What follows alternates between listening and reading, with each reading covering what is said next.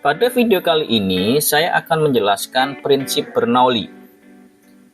Jika kita memiliki fluida seperti udara atau air, prinsip Bernoulli menyatakan bahwa ketika kecepatan fluida meningkat, maka tekanannya akan menurun. Sebagai contoh, jika udara diam, maka tekanannya berada pada tekanan atmosfer rata-rata. Namun, jika angin bertiup, tekanannya dalam udara sebenarnya menjadi lebih rendah.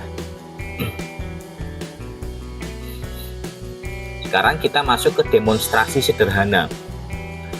Sekarang ada demonstrasi sederhana yang bisa kita coba. Ambil selembar kertas dan ditiup di atasnya, kita akan melihat bahwa kertas itu terangkat.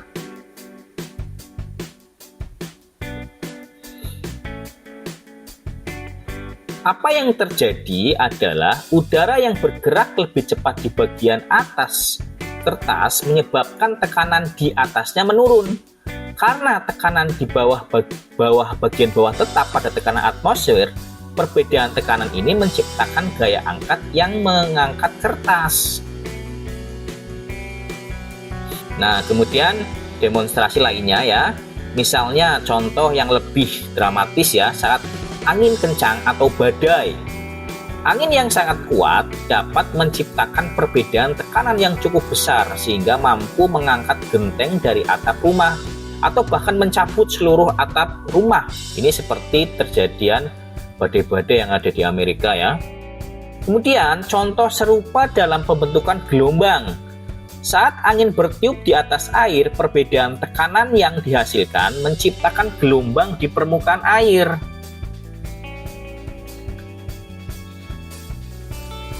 Ya, jadi perbedaan tekanan yang dihasilkan itu akan menciptakan gelombang di permukaan air.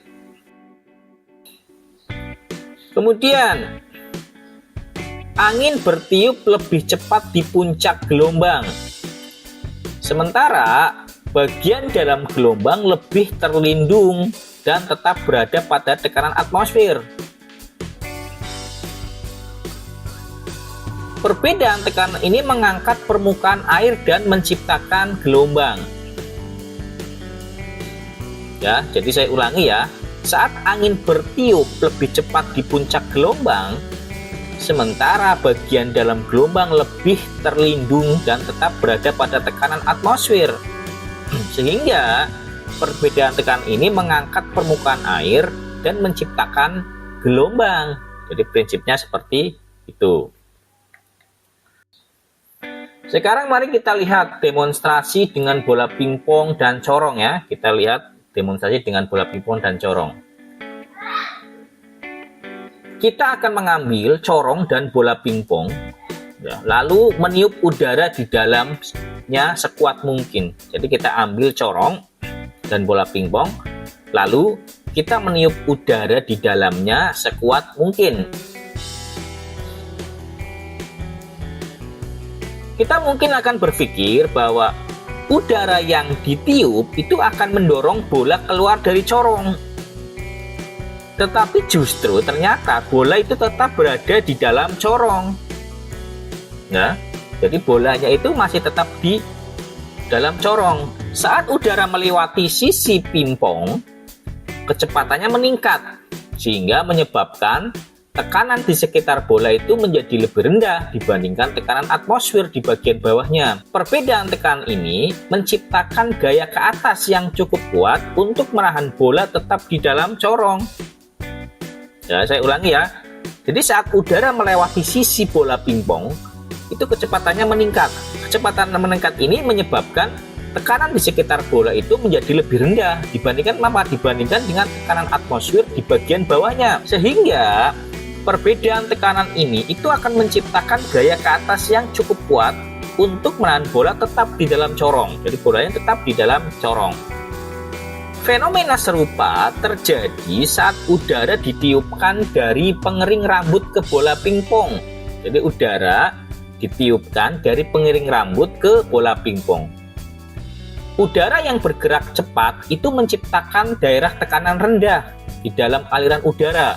Saya ulangi ya, udara yang bergerak cepat itu menciptakan daerah tekanan rendah di dalam aliran udara, sementara tekanan atmosfer di luar itu lebih tinggi. Jadi kan ada perbedaan tekanan.